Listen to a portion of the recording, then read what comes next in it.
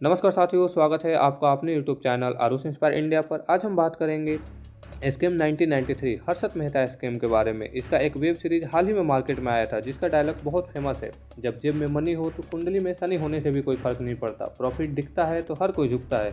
Success क्या है, failure के बाद का चैप्टर। शेयर मार्केट इतना गहरा कुआं है जो पूरे देश की प्यास को बुझा सकता है। साथियों, एक स्टॉक मार्केट में घोटाला हुआ था जिसकी खबर न्यूज में छपी थी। India biggest scam, amount to 5000 crore.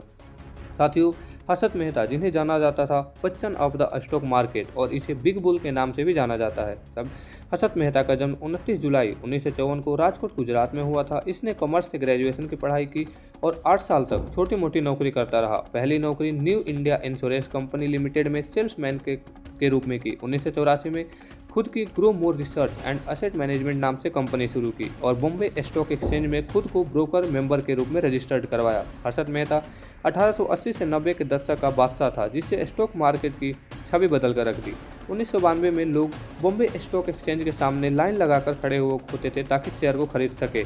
इसी तरीके को सरकार ने सेबी के माध्यम से ऑनलाइन सिस्टम करवाए। इस भीड़ के बीच कोई आदमी खड़ा होकर कहे आप ये शेयर खरीद लो और अगले दिन मार्केट में इसका इतना प्राइस बढ़कर हो जाएगा। कोई पहले दिन तो कोई विश्वास नहीं करेगा, लेकिन अगले दिन वह शेयर उतना ही बढ़ा जितना कि कल उस बंदे ने बताया था।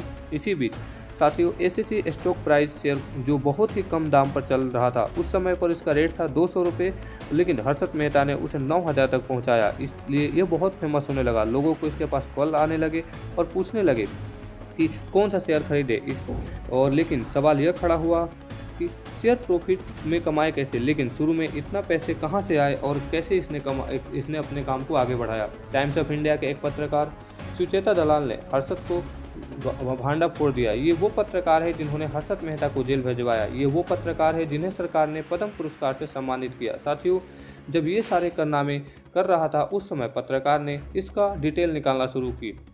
चलिए जानते हैं। आप लोगों के पास कई बार बैंक से कॉल आता है, सर क्रेडिट कार्ड ले लो। आपको क्रेडिट कार्ड लिया और बैंक से कुछ पैसे निकाले और दूसरे बैंक से भी क्रेडिट कार्ड लिया और दूसरे बैंक से भी पैसे निकाले। एसबीआई से 45 दिन का पैसे निकालकर पीएनबी को चुका दिया, पीएनबी से पैसे निकालकर एचडीएफसी से चुका दिया और एचडीएफसी से पैसे निकालकर एसबीआई को चुका दिया। इस तरीके से एक सिस्टम चैनल बना। आपके पास एक पूंजी निकल कर आया और उस पूंजी से आप व्यापार में यूज कर लिए। व्यक्ति इस काम को सबसे बड़ी पॉइंट पकड़ लिया था। साथियों, आपको पता होगा कि सरकार बैंक को गवर्नमेंट सिक्योरिटी बेचती है, इसे जिस चेक के नाम से भी जानते हैं, और बैंक उसी गवर्नमेंट सिक्योरिटी को गिरवी रखकर लोन लेती है। यदि एसबीआई को आरबीआई में पैसे चाहिए तो एसबीआई को गवर्नमेंट सिक्योरिटी रखनी होगी और तभी आरबीआई लोन देगा। लेकिन आरबीआई इंटरेस्ट लेती थी और बहुत सारे डॉक्यूमेंट वेरिफिकेशन से गुजरना पड़ता था। इसीलिए बैंक आपस में ही एक दूसरे बैंक से पैसे ले लेती थी और बैंक अपने बॉन्ड को दूसरे बैंक में जमा करके पैसे लेन देन करती थी। बैंक बॉन्ड को जमा करने पर एक रसीद भी दिया करती थी।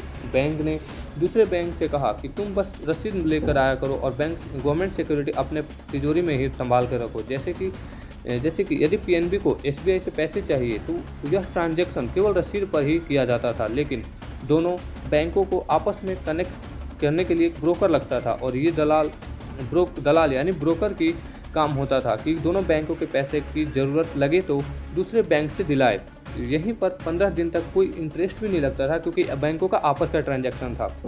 अब आपको समझ में आ गया होगा कि हर्षद मेहता ने क्या किया। वो इस प्रकार की रसीद को लेकर बैंक से पैसे लिए और दलाल से मिल करके यहीं पर एसबीआई को ये नहीं पता था कि पीएनबी से हमारे नाम पर पैसे लिए जा रहे हैं, क्योंकि हर्षद ने दलाल को पकड़ लिया था। दलाल से रसीद बनवाई, पीएनबी के पास पहुंचा, पैसे निकाले और इसी पैसे को उसने मार्केट में शेयर खरीदे। इधर बोल दिया कि शेयर का भाव इतना बढ़ेगा।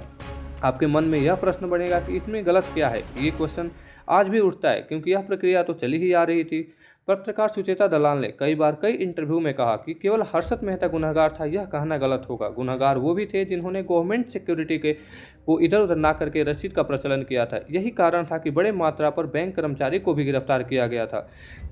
जब यह बात सामने आई तब एसबीआई के 650 करोड़ मार्केट में ही घूम रहे थे और एसबीआई को ही पता नहीं था। साथियों, बैंक आजकल इसीलिए अपना सारा ट्रांजैक्शन ऑनलाइन करती है और हर्षद मेहता ने के देश को डीमैट अकाउंट की प्रक्रिया भी दी। जब हर्षद मेहता से पूछताछ हुई तो उसने कहा कि उसने 1 करोड़ रुपए पीएम नरसिम्हा राव को भी दिया था। उसी समय नरसिम्हा राव के ऊपर आरोप भी लग रहे थे कि उन्होंने अपनी सरकार को बचाने के लिए जेएएम के सांसदों को रिश्वत दी थी। ऐसा कयास लगाया गया कि हर्षद मेहता ने ही इनको पैसा दिया होगा और ये पैसा इन्होंने जेएएम के सांसदों को दिया। कोर्ट ने इसे 5 साल की सजा सुनाई और ये अपनी सजा काटते समय रहस्यमय तरीके से इसकी जेल में ही मौत हो जाती है। साथियों, हमने अपने सेशन में बात की स्कैम 1993 यानी हर्षद मेहता स्कैम के बारे में। आपको हमारा सेशन कैसा लगा? कमेंट बॉक्स में ज़रूर बताएं। चैनल को लाइक एंड सब्सक्राइब करें। Thank you.